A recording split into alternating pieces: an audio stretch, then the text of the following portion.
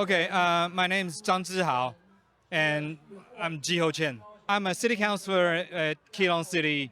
My party is the Democratic Progressive Party. The opposition party, which actually holds the majority in the House, they just passed this law of how would I say this discriminating against or how 藐视国会罪 I don't I can't translate it right away, but yeah, okay. So and the law states that it would give any legislator almost unbalanced power to investigate and to even prosecute normal citizens and to for them to cooperate with any investigation conducted by the parliament. This they would call this a parliamentary reform. It could be a reform if it were more well written and with a balance of power within the law. But this is actually not that case. In this case, it gives too much power to the parliament, where the parliamentarian, the legislators get to question, to investigate normal citizens, enterprises, small business owners, to for anything that they would deem that's inappropriate or they deem hostile. So we are and I would consider this more of an espionage effort to undermine the new president and his cabinet to push the country forward. So how do you think tonight's turnout will help with this pushback against this legislation, new legislation? Well, legally speaking, it doesn't really matter how many people we have here on the street, because they have already passed the resolution in the House. But I think the turnout today and or for the coming days and months, I think the people are getting aware of the the important the importance of the parliamentary election that we have.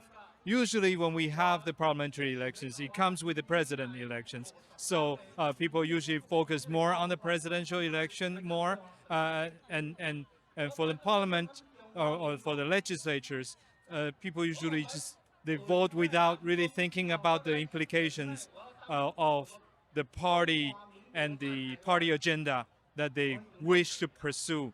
In our case, it doesn't really matter who these legislators are, but it's got more to do with who the parties, which parties that these legislators represent, because these parties, they even before they start to have these rivalries for this past 2 weeks, the KMT caucus and the Minzongdang caucus, they have just formed this this visit to China, like 3 weeks ago, and right after they came back from China, they started this whole I would consider this espionage effort to sabotage and to undermine the Taiwan government, and I think that just says that the people should be aware of how the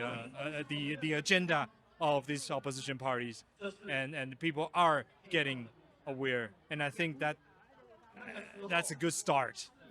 So, so in the end, it's just how people are going to be able to vote in the future. And is there anything, I guess, uh, I suppose, what would be your goal for tonight? Well, I hope whatever happened here would be carried out within the next two elections. The immediate election that we are going to face is going to be in about less than 2 years, from now, and that will be at the local election where we vote for mayors and councilors like me, and then in another 4 years we will be having a legislature elections. And I think with the current political development that we see now, I don't think there's going to be a peaceful political rivalries.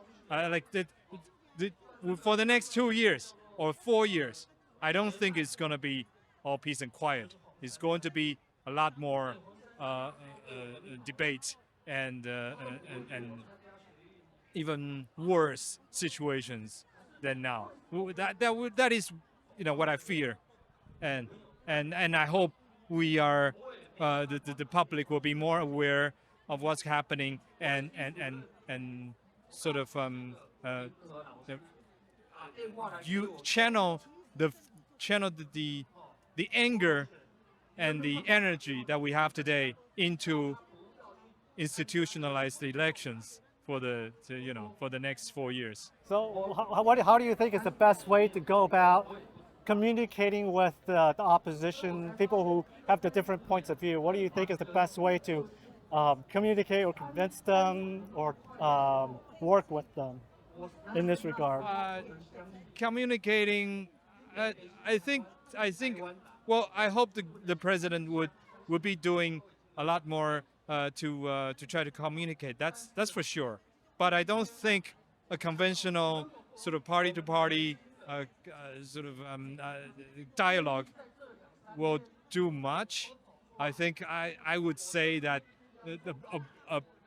a more pragmatic way would be a more Machiavellian approach, where the president would neutralize some of the legislators through various means. That to me would be a more pragmatic approach than to have like a party-to-party dialogue. Because for now, the way I see it, the way these parties pose themselves to be, like is almost no going back from this point. Okay. Lastly, is there anything you want to personally say to just the public in general, like be it Taiwan people or worldwide? You can do it in whatever language you want. You Yeah. can do it in both if you want. So just anything you want to say. Well, we will never give up on Taiwan, and I hope we all do this. We'll do whatever we can. We will fight to the last minute, last second of this fight. And so I hope we can all, everyone who is here today, I hope you all remember what you feel and what angered you, what motivated you to be here in the first place, and channel that feeling, that love and that anger and all that energy to the elections to come. And that way we can really make a change. Yeah, I hope that's what I have to say.